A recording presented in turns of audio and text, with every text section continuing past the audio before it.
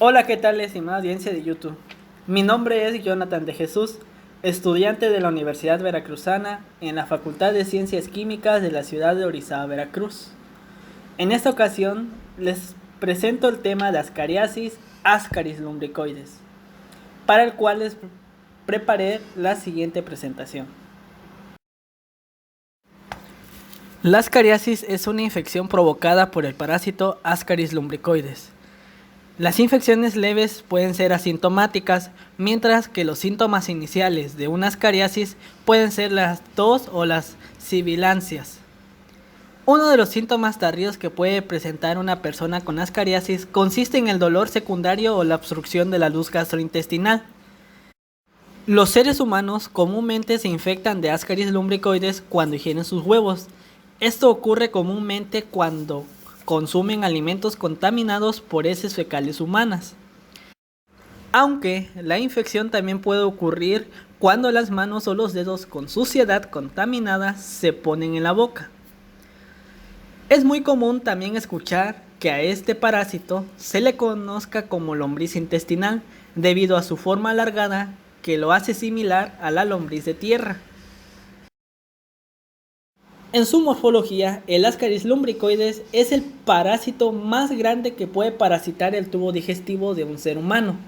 La hembra llega a medir de 20 a 35 centímetros, mientras que el macho lo hace de 15 a 30 centímetros, ambos con un ancho de aproximadamente de 4 a 5 milímetros. Es cilíndrico con un extremo posterior puntiagudo y uno anterior romo. Otra de las características del Ascaris lumbricoides, según el libro de Parasitología de Tai, es que la cabeza está provista de 3 labios bien diferenciados que pueden poseer diminutos dientes o dentículas. Cada labio tiene pequeñas papilas gemelas en los bordes laterales y localizada en el centro existe una pequeña cavidad bucal de forma triangular. Esta continúa con el exófago en el intestino tubular, terminando en la cloaca sexual en el macho y en el ano en la hembra. Una hembra puede llegar a depositar 200.000 huevos al día, estos no embrionados, además que pueden clasificarse en fértiles o infértiles. Los huevos fértiles son ovalados o redondeados con protuberancias que le dan una apariencia de corcholatas y miden alrededor de 40 a 65 micras y presentan una coloración parda de origen biliar, mientras que los huevos no fecundados o infértiles son de mayor tamaño, alargados y tienen protuberancias irregulares o ausentes. Continuamos con el ciclo biológico del Ascaris lumbricoides. Para ello tomaremos de referencia esta imagen proporcionada por el Centro para el Control y Prevención de las Enfermedades. Podremos notar que en el número 1 sabemos que los parásitos adultos de Ascaris lumbricoides llegan a vivir en la luz del intestino delgado. Como número 2 sabemos que una hembra puede producir unos 200.000 huevos por día. Estos huevos son excretados con las heces fecales de los seres humanos. Los huevos no fertilizados pueden ingerirse, pero no son infecciosos. Por otro lado, en el ambiente, según las condiciones, los huevos fértiles son fecundados y se vuelven infecciosos después de 18 días o varias semanas. Para esto requieren de condiciones óptimas como lo son la humedad, el calor y la sombra. Bien, llegando a este punto, notaremos que el ser humano ingiere los huevos infectados del Ascaris lumbricoides, los cuales en el intestino delgado, los huevos eclosionarán liberando a las larvas.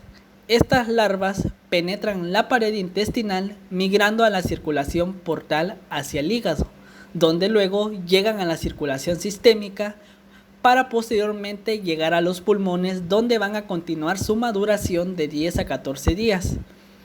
Por último, estas larvas penetran las paredes alveolares, las cuales ascienden por el árbol bronquial llegando a las fauces donde son deglutidas, lo cual así retornan al intestino donde se desarrollan hasta alcanzar su estado adulto. Continuando con el parásito, llegamos a los mecanismos de patogenicidad. Los efectos patógenos de la ascariasis se deben a las reacciones inmunitarias del hospedero, los cuales son mecánicos de los gusanos adultos, y los efectos de estos en la alimentación del hospedero.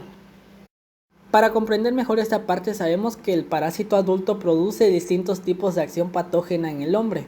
como lo son la mecánica, la tóxica, la exfoliatriz, la inflamatoria, la traumática o la irritativa, en la cual se ha observado que el Ascaris lumbricoides produce pequeñas esquimosis de la mucosa en los sitios de su implantación, con infección bacteriana asociada y desarrollo de abscesos.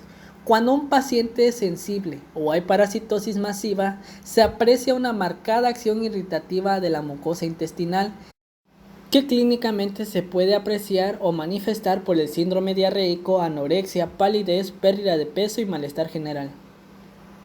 Por ende, en ocasiones, en aquellos pacientes que presentan parasitosis masiva, pueden producirse complicaciones con cuadros clínicos que requieren hasta de una intervención quirúrgica, y los más frecuentes son la suboclusión y la oclusión intestinal debido al acúmulo de parásitos en una porción del tubo digestivo. Llegando a las manifestaciones clínicas, podremos observar que la carga parasitaria es alta. La parasitosis va asociada a un dolor y distensión abdominal, náuseas, vómitos o movimientos peristálticos disminuidos. En estos casos, es frecuente observar a los niños con un abdomen prominente, como observamos en la imagen de la derecha. Como ya habíamos mencionado, una de las manifestaciones clínicas puede ser la obstrucción a nivel intestinal, la cual va a requerir, en caso de que sea extremo, una intervención quirúrgica. En la ascariasis, la gran movilidad del parásito también puede dar lugar a salida de los gusanos por el ano, la boca, la nariz y la migración a la tráquea, en donde puede causar una sofocación o daño pulmonar.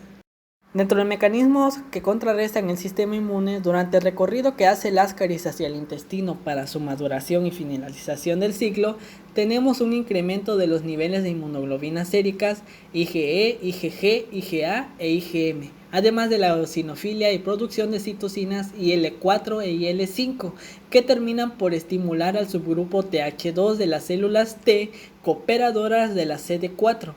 Esta respuesta inmune puede llegar a ser detectada mediante métodos serológicos.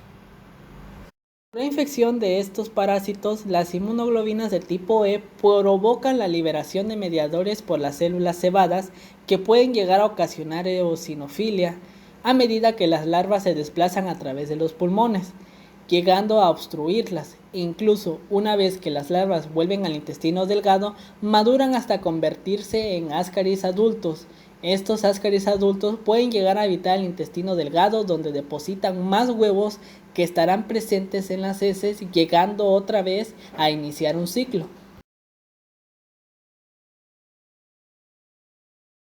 Diagnóstico. La identificación de parásitos adultos eliminados por el recto u otros orificios corporales y el hallazgo de huevos en exámenes fecales, como lo son los coproparasitoscópicos de concentración, de preferencia cuantitativos, aunque pueden realizarse observaciones en fresco.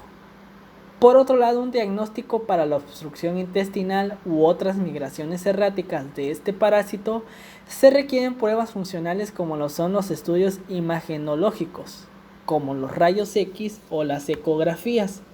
Es difícil realizar el diagnóstico parasitoscópico durante la fase migratoria del Ascaris, ya que este hallazgo de larvas en esputo o contenido grástico es fortuito.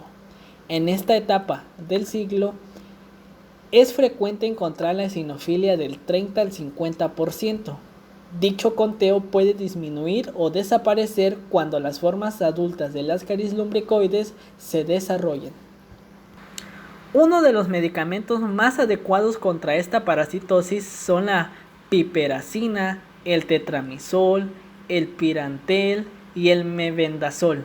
La oclusión y perforación intestinal, así como la penetración al apéndice y obstrucción de conductos biliares, deberán ser tratados quirúrgicamente. Varios antihelmínticos modernos son más eficaces o menos tóxicos que los remedios populares antiguos, como la santonina, el aceite de quenopodio y los cristaloides de exilresorcinol, según Chester en su libro de parasitología. Muy bueno.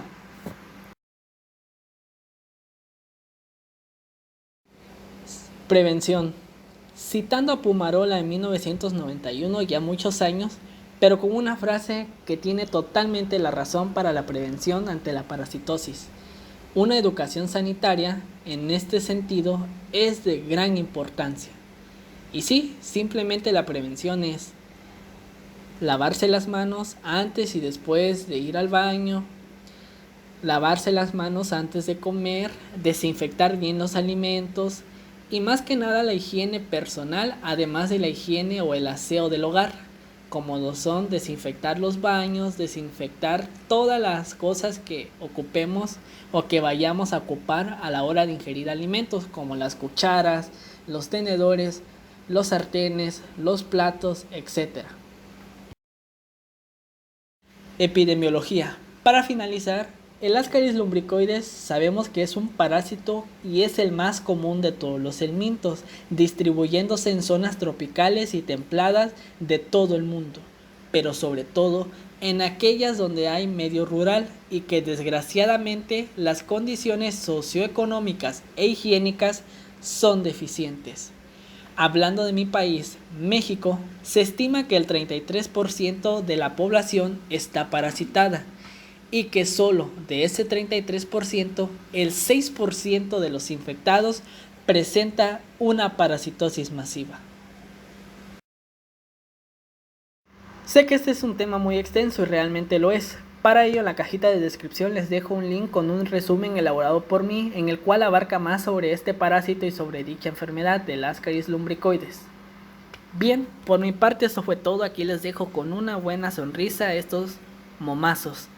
Gracias de antemano y espero les haya servido, funcionado y sea de su agrado. Hasta la próxima.